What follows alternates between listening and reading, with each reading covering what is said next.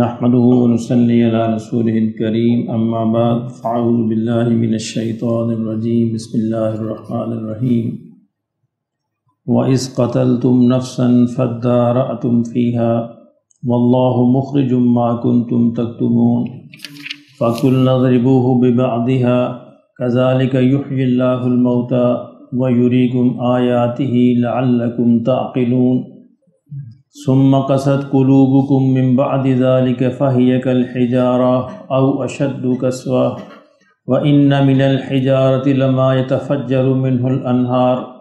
وإن منها لما يشقق فيخرج منه الماء وإن منها لما يهبط من خشية الله وما الله بغافل عما تعملون افتطمعون ان يؤمنوا لكم وقد كان فريق منهم يسمعون كلام الله ثم يحرفونه من بعد ما عقلوه وهم يعلمون واذا لقوا الذين آمنوا قالوا آمنا واذا خلا بعضهم الى بعض قالوا اتحدثونهم بما فتح الله عليكم ليحاجوكم به عند ربكم افلا تعقلون اولا يعلم ان اللہ يعلم ما يسرون وما يعلنون صدق اللہ العظیم۔ کل ہم نے دیکھا کہ بنی اسرائیل کو اللہ رب العزت نے حکم دیا کہ ایک گائے ذبح کریں، تو چونکہ گائے کی محبت ان کے دلوں میں تھی، گائے کو بچڑے کو انہوں نے خدا معبود بھی بنایا تھا، اس لیے اس سے بچنے کے لیے مختلف بہانے تراشتے رہے۔ اس کے لیے انہوں نے سوالوں کا طریقہ استعمال کیا کہ سوال کریں گے تو شاید ہم اس سے بچ جائیں، لیکن جو سوال کرتے گئے پابندیاں بڑھتی گئیں اور انہوں نے خود ہی جو دام بچھایا تھا خود ہی اس دام کے اندر آ گئے۔ اب آگے اس کی مزید وضاحت ہے، فرمایا کہ وَإِذْ قَتَلْتُمْ نَفْسًا، کہ جب تم نے ایک جان کو، ایک شخص کو قتل کر دیا، فَادَّارَأْتُمْ فِيهَا، پھر آپس میں ایک دوسرے کے ساتھ جھگڑنے لگے، یعنی ایک دوسرے پر الزام لگانے لگے، اس نے کہا تم نے قتل کیا، اس نے کہا تم نے قتل کیا، تو اس جھگڑے میں پڑ گئے اور کوئی بھی یہ نہ بتا سکا کہ اصل قاتل کون ہے۔ واللہ مخرج ما کنتم تکتمون، فرمایا کہ لیکن اللہ تو یہ چاہتا تھا کہ وہ اللہ ظاہر کرے اس کو جس کو تم چھپاتے تھے، یعنی وہ قتل کی جو گناہ تھا آپس میں سب ملے ہوئے تھے اور اس کو وہ چھپانا چاہتے تھے، لیکن اللہ نے یہ ارادہ کیا کہ اللہ اس کو ظاہر کر کے رہے گا۔ تو اس میں پھر اللہ رب العزت نے یہ ان کو بتایا کہ تم ایسے کرو، گائے ذبح کرو اور گائے کے گوشت کا ایک ٹکڑا جو مردہ ہے، جو مقتول ہے، اس کے جسم کے ساتھ لگاؤ، اس سے وہ خود زندہ ہو کر خود بتائے گا کہ میرا قاتل کون ہے۔ یہ ایک معجزہ تھا، جس طرح موسیٰ علیہ السلام کو پہلے بھی بہت سے معجزے اللہ کریم نے عطا فرمائے، تو یہ بھی ایک ایسا معجزہ تھا۔ اس معجزے سے دو فائدے لینا مقصود تھا۔ ایک مقصود تو جو اصل بات ہے اس کا ظاہر کرنا تھا کہ اصل قاتل کون ہے،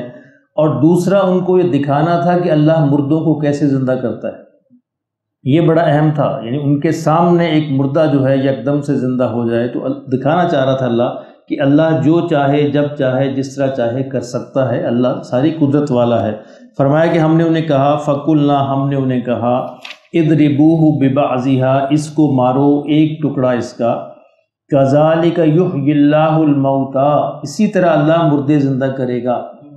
اب تمہارے سامنے جو منظر پیش آیا دیکھ لو، اسی طرح اللہ مردہ بھی زندہ کرے گا۔ وَيُرِيكُمْ آيَاتِهِ، اور اللہ دکھاتا ہے تمہیں اپنی نشانیاں، لَعَلَّكُمْ تَعْقِلُونَ، تاکہ تم عقل سے کام لو، سیدھے راستے پر آ جاؤ، ہدایت پر آ جاؤ۔ ثُمَّ قَسَتْ قُلُوبُكُمْ، پھر کیا ہوا، لیکن وہ اپنی ڈگر پر قائم رہے، اپنی ڈگر پر، اپنے راستے پر، اپنی ضد پر، تعصب پر قائم رہے۔ اس سے کیا ہوا، ثُمَّ قَسَتْ قُلُوبُكُمْ، ان کے دل پھر اس کے بعد سخت ہو گئے۔ جو انسان اپنے تعصب پر قائم رہے، حق کی بات کو نہ سنے، پھر آہستہ آہستہ اس کا دل سخت ہو جاتا ہے، اور دل کی سختی سے مراد یہ ہے کہ کوئی بھی نیک بات جو ہے اس کے دل پر اثر نہیں کرتی۔ پھر یعنی انسان اپنے آپ کو آزمائے،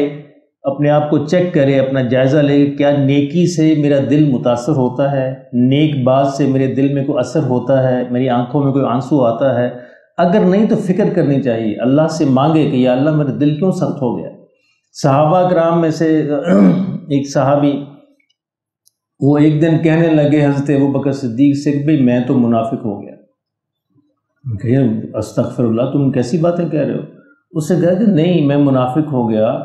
اس لیے کہ جب میں حضور صلی اللہ علیہ وسلم کی محفل میں ہوتا ہوں تو اس وقت میرے دل کی حالت اور ہوتی ہے، اور جب میں گھر آ جاتا ہوں بیوی بچوں کے پاس تو اس وقت حالت اور ہوتی ہے، حالت بدل جاتی ہے۔ اب صحابہ کو دیکھ کیسا فکر تھا، کس باریکی سے سوچتے تھے۔ تو حضرت ابوبکر نے کہا کہ یار یہ حالت تو میری بھی ہے۔ راستے میں گئے عمر ملے، ان کا بھی یہ تو حالت میری بھی ہے۔ ان کا چلو پھر حضور صلی اللہ علیہ وسلم سے جا کے پوچھتے ہیں۔ تو سارے حضور صلی اللہ علیہ وسلم کی خدمت میں حاضر ہوئے اور نبی صلی اللہ علیہ وسلم سے عرض کیا کہ اس طرح معاملہ ہے، جب آپ کے پاس بیٹھے ہوتے ہیں اس وقت ہمارے دل کی کیفیت اور ہوتی، گھر میں اور ہوتی۔ یعنی عرض میں یہ کرنا چاہ رہا ہوں کہ اگر کسی نیک محفل کے اندر بھی جا کر آپ کے دل کی حالت نہیں بدلتی پھر فکر کرنا چاہیے۔ تو حضور صلی اللہ علیہ وسلم سے فرمایا کہ بھئی یہ تو ایسے ہوگا، گاہے گاہے کبھی کبھی حاصل ہوتی ہے، تو تمہیں اس پہ اللہ کا شکر ادا کرنا چاہیے۔ یعنی کسی نیک محفل میں جا کر بھی اگر دل نرم نہیں ہوتا، آنکھ میں آنسو نہیں آتے اور کیفیت نہیں بدلتی، اس کا مطلب ہے دل سخت ہو گئے۔ تو حضور نے اس بات کو کنفرم فرمایا کہ یہ تمہاری کوئی مسئلہ نہیں، تمہارے ایمان میں کوئی مسئلہ نہیں ہے، یہ حالت بدلتی رہتی ہے، لیکن چونکہ تمہاری میری مجلس میں حالت بالکل صحیح ہوتی ہے، دل کی کیفیت، تو الحمدللہ ایمان جو ہے وہ بالکل ٹھیک ہے۔ تو اگر ایسا نہ ہو تو پھر اسی زمرے میں آئے گا ثم قست قلوبکم، کہ ان کے دل سخت ہو گئے، من بعد ذلک فہی کالحجارہ، ایسے سخت ہو گئے جیسے پتھر ہوتے ہیں، بلکہ اللہ نے فرمایا او اشد قسوا، بلکہ اس سے بھی زیادہ سخت ہو گئے۔ کیوں سخت ہو گئے پتھروں سے زیادہ؟ اللہ نے آگے مثال دی کہ وَإِنَّ مِنَ الْحِجَارَةِ لَمَا يَتَفَجَّرُ مِنْهُ الْأَنْهَارُ، کہ پتھر بعض ایسے بھی ہیں کہ ان میں سے نہریں اور چشمے پھوٹ پڑتے ہیں، تو ان کے دلوں سے کچھ بھی نہیں پھوٹتا، ان کے دلوں پہ اثر ہی ہوتا۔ اللہ نے فرمایا کہ پتھروں سے بھی زیادہ سخت ہو گئے کہ پتھر بھی ایسے ہیں کہ ان میں سے چشمے پھوٹ پڑتے ہیں۔ وَإِنَّ مِنْهَا لَمَا يَشَّقَّقُ فَيَخْرُجُ مِنْهُ الْمَاءُ، اور پتھروں میں بعض ایسے ہیں کہ پھٹ جاتے ہیں، ان میں سے پانی نکلتا ہے۔ وَإِنَّ مِنْهَا لَمَا يَهْبِطُ مِنْ خَشْيَةِ اللَّهِ، اور پتھروں میں بعض ایسے ہیں کہ اللہ کے خوف سے گر پڑتے ہیں۔ یہ سارے معجزے وہ دیکھ چکے تھے، یعنی حضرت موسیٰ علیہ السلام کی موجودگی میں پتھروں سے 12 چشمے نکلے، موسیٰ علیہ السلام کی موجودگی میں طور کا پہاڑ جو ہل کر رہ گیا، یہ ہے یہاں بھی تو پتھر جو اللہ کے خوف سے گر پڑتے ہیں۔ تو یہی اسی لیے اللہ نے ان کو بتایا کہ دیکھو یہ ساری باتیں تم دیکھ چکے ہو، اپنا جائزہ لو کہ تم اس سے بھی گئے گزرے ہو گئے، ان پتھروں سے بھی گئے گزرے ہو گئے۔ وَمَا اللَّهُ بِغَافِلٍ عَمَّا تَعْمَلُونَ، اور اللہ جو ہے جو تم کرتے ہو اللہ اس سے غافل نہیں ہے، اللہ جانتا ہے تمہاری جو سوچیں ہیں، تمہارے جو اعمال ہیں، تمہارے جو افعال ہیں۔ اب یہ ساری باتیں کرنے کے بعد مسلمانوں سے، جو مدینے کے اندر مسلمان تھے، ان سے یہ فرمایا جا رہا ہے اَفَتَطْمَعُونَ أَن يُؤْمِنُوا لَكُمْ، کیا تم اس بات کی توقع کرتے ہو کہ یہ تمہاری بات مان لیں گے؟ وَقَدْ فَرِيقٌ مِّنْهُمْ يَسْمَعُونَ كَلَامَ اللَّهِ، جبکہ ان کی حالت یہ ہے کہ ان میں سے ایک گروہ اللہ کے کلام کو سنتا ہے اور پہلے بھی سنتا تھا، ثُمَّ يُحَرِّفُونَهُ، پھر اس میں تحریف کر دیتے تھے، بدل ڈالتے تھے، مِن بَعْدِ مَا عَقَلُوهُ، شعور رکھتے ہوئے، وَهُمْ يَعْلَمُونَ، اور جانتے بوجھتے اس کو بدلتے تھے۔ یعنی یہودیوں نے تورات کے اندر سب سے بڑی تحریف یہ کی تھی کہ تورات میں جہاں جہاں نبی صلی اللہ علیہ وسلم کا ذکر تھا، نشانیاں تھیں، ان کو بدل ڈالا،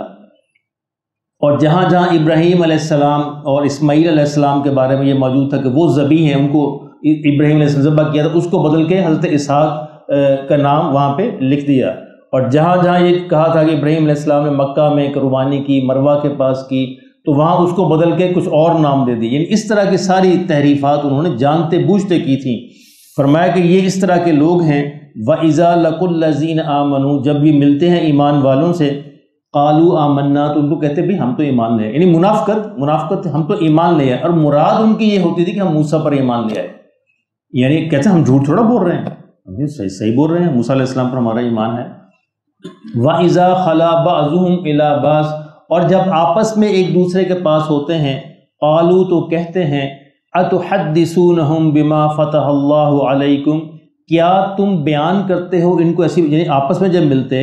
تو کچھ سادہ لوگ، سادہ یہودی کوئی اصل باتیں بھی بتا دیتے مسلمانوں کو، ان کو وہ ڈانٹتے، کہتے بھی کیا تم مسلمانوں کو ایسی باتیں بتا دیتے ہو جو اللہ نے تم پر کھولی ہیں،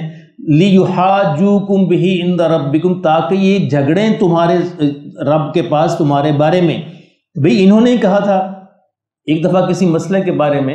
نبی صلی اللہ علیہ وسلم نے فیصلہ فرمانا تھا، تو آپ نے یہودیوں سے کہا کہ بھئی میں تورات کے مطابق فیصلہ کروں یا اپنی قرآن کے، ان کا تورات کے مطابق،